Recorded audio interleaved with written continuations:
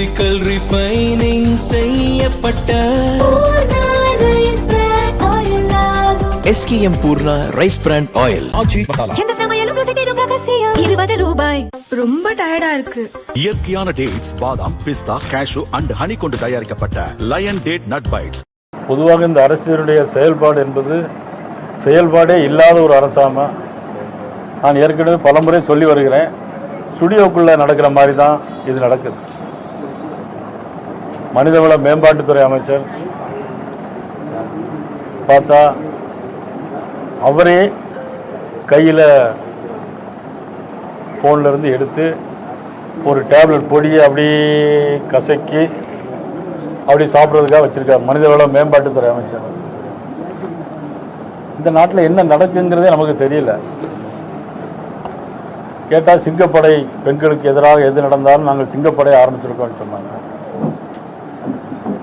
ஆனால் அது போல தான் பார்த்தா 17 வயசுலேருந்து 80 வயசு வரையிலும் தொடர்ந்து நடந்துட்டு. காரணம் மனிதவள மேம்பாட்டுத்துறை அமைச்சர்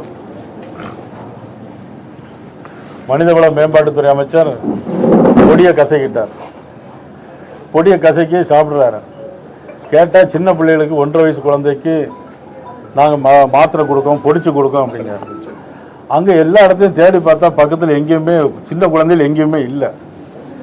ஆனால் இப்படி பொடியை வச்சு கலக்கி குடிக்கிற ஒரு அமைச்சரே அதை நேரில் வரும்போது மக்களுக்கு இப்போ எந்த முறையில் பாதுகாப்பு இருக்கும்?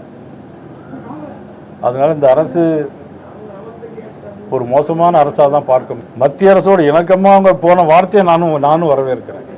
ஆனால் சட்டமன்றத்தில் என்ன நடக்குது? சட்டமன்றத்தில் அப்பாவை காணவன் ஒரு வஞ்சனையோடு பேசுறது, இப்படி வெட்டிடுவேன் அப்படின்னு சொல்லி பேசுறது ஒரு முதலமைச்சருக்கு அழகா? அதுதான் நாங்கள் கேட்கணும். இல்லை, அவங்க ஏற்கனவே பல விமர்சனங்களை வைத்த பிறகு தானே நாங்கள் இதை மாதிரி சொல்கிறோம் அப்படின்னு அவங்க சொல்லியிருக்காரு முதலமைச்சர். அதனால வச்சு வெட்டிடுவான்னு சொல்லியிருக்காங்களா யாராச்சும்? ஏற்கனவே கையை அமைச்ச காங்கிரஸை முடிச்சிட்டோம் அந்த மாதிரி காமிச்ச மாதிரி தான் நான் அதுக்காக தான் காமிச்சேன் அப்படின்னு மாதிரி. செல்வராஜ், பொதுக்கூட்ட மேடையில் எது வேணாலும் பேசலாம். சட்டமன்றத்தில் அதை பேச முடியாது. சட்டமன்றங்கிறது மக்களுக்கான திட்டங்களையும் நலத்திட்டங்களையும் நலனையும் கொண்டு வர வேண்டியதான் சட்டமன்றம். சபாநாயகர் அனுமதியோட தானே பேசுறேன். சபாநாயகரும் சேர்த்து தான் தண்டனை சொல்றேன். நானும் சபாநாயகரை ஒரு சில விதத்தில் வரவேற்கிறேன். பாஜக எதனால வரவேற்கிறேன் அப்படின்னா, ஒரு விஷயத்த சொன்னார் அமைச்சர்கள் பேசும்போது, நீங்கள் ஆதாரம் இருந்தால் பேசுங்க அப்படின்னு சொன்னார். அதில் நான் வரவேற்கிறேன். ஆனால் முதலமைச்சர் ஆதாரமே இல்லாமல் பேசுகிறார், அது எப்படி வரவேற்க முடியும்? எல்லாத்துக்கும் தான் ஆதாரம் என்பது. ஆதாரம் இல்லாமல் பேசும்போது அது எப்படி வரவேற்க? முதலமைச்சருக்கு ஒரு நீதி, சட்டமன்ற உறுப்பினருக்கு ஒரு நீதி, எதிர்கட்சி சட்டமன்ற உறுப்பினர் நீதினு எப்படி சொல்ல முடியும்? அது சொல்ல முடியாதுல்ல. டெல்லி சிறப்பு பிரதிநிதியா தமிழகத்தை சேர்ந்த ஒருத்தரையும் நியமிக்காம ஜனநாயகன் படத்தோட ப்ரொடியூசரை கூட நான் தான் சொன்னேன், ஸ்டுடியோ ஆட்சி நடக்குன்னு நான் ஏற்கனவே சொல்லிட்டேன்.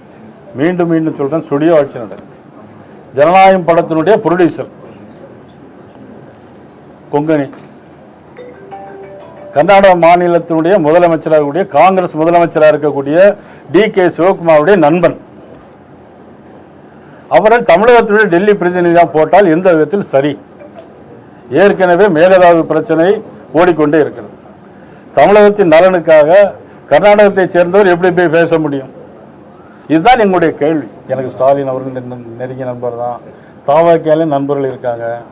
அதற்காக சொல்ல வேண்டிய கருத்தை நான் சொல்லுவேன். விஜய் எனக்கு நண்பரில் பார்த்து பேசினதே கிடையாது. ஏன்னா அவரும் யாரையும் பார்த்து பேசுறது கிடையாது. சம்பந்தா வச்சுட்டு பக்கத்தில் உட்காந்து பார்த்து பேசிட்டு இருக்காரு, ப்ரொடியூசரை வச்சு பார்த்து பேசிட்டு இருக்காரு, திரைப்பட நடிகர்களை வச்சு பேசிட்டு இருக்காரு. தவறா சொல்லலை, நீங்கள் அவர் அதுக்காக சொல்லு இல்லை, பார்த்து புகைப்படத்தில் பார்த்தேன். ஆனால் அரசியல் ரீதியாக யாரையும் தமிழக மக்களுக்காக எந்த நன்மையை வச்சு பேசுகிறாருன்னா இல்லை. நண்பர்னா எனக்கு தாவகையில் எங்கள் அண்ணன் செங்கோட்டை அண்ணன் இருக்கிறார், அவர் என்ன குருஜின்னு தான் சொல்லுவார். ஆனால் எப்பொழுதும் தப்பான பதிலே சட்டம் பிரஸ்லயும் சொல்லுவாரு, சட்டமன்றத்திலையும் சொல்லிட்டு இருப்பார். ஐடி கார்டு மாணவர்களுக்கு ஜாதிய ரீதியான ஐடி கார்டு வழங்கப்படும் செங்கோட்டையன் சொல்லியிருக்காரு. பாஜகவோட பார்வை அதாவது ஒரு காலத்துல பள்ளிக்கூடத்தில் சேர்க்கும் போது என்னென்ன ஜாதின்னு கேட்பாங்க, சர்டிபிகேட்ல எழுதுவாங்க. அதையே வேண்டாம்னு சொல்லக்கூடிய காலத்துல இப்போ புதுசா ஜாதியை சேர்க்கணும்னு சொன்னா அது எப்படி இவங்கள ஜாதி பிரச்சனையை தூண்டி விடுற மாதிரி ஆகிடும். அதாவது 2024 பாரதிய ஜனதா கட்சி 11% இருந்தது, இப்போ 4% வந்திருக்கின்றார். அவருக்கு கணக்கு வராதுன்னு எனக்கு நல்லாவே தெரியும். ஆனால் அதுக்கு முன்னால் 2019 தேர்தலில் அண்ணன் பொன்னார் இந்த மாநில பாரதிய ஜனதா தமிழ் மாநில தலைவராக இருக்கும்போது 19% ஓட்டு வாங்கியிருந்தார். ஆனால் 2024 23 தொகுதியில் போட்டிட்டோம். 23 பாராளுமன்றம் சொன்னால் 138 சட்டமன்றம். 138 சட்டமன்றத்திற்கு 11% சொன்னால் இப்போ போட்டியிட்டது வெறும் 27 சட்டமன்றம். அப்படி பார்த்தாலும் கடந்த பார்லிமெண்ட்டை விட நாங்கள் 0.8% கூடுதலாக ஓட்டு வாங்கியிருக்கோம். இப்போ அதை இதை கூட உணர முடியல. அண்ணன் செங்கோட்டையன் அவர்களுக்கு வருவாய்த்துறையில் என்னத்தை கவனிக்க போறாரு என்கிறது எங்களுக்கு தெரியல. தயவு செய்து அவர் பதில் சொல்லியிருக்காரு. முந்தா நாள் அண்ணன் கேட்ட கேள்விக்கு நான் பதில் சொன்னேன். அப்புறம் அண்ணன் நேற்று ஒரு சாதகமான ஒரு பதில பேசியிருக்காரு. இப்போ கூட அண்ணன் சொல்றேன், பேப்பர் கையில் இருந்தா இப்பவும் சொல்றேன், அந்த பேப்பரை இப்போ கொண்டு வந்தா கூட நான் அரசியலை விட்டே விளையிடுறேன். அவர் அமைச்சர் பதவியை விட்டு மீண்டும் விளைய வர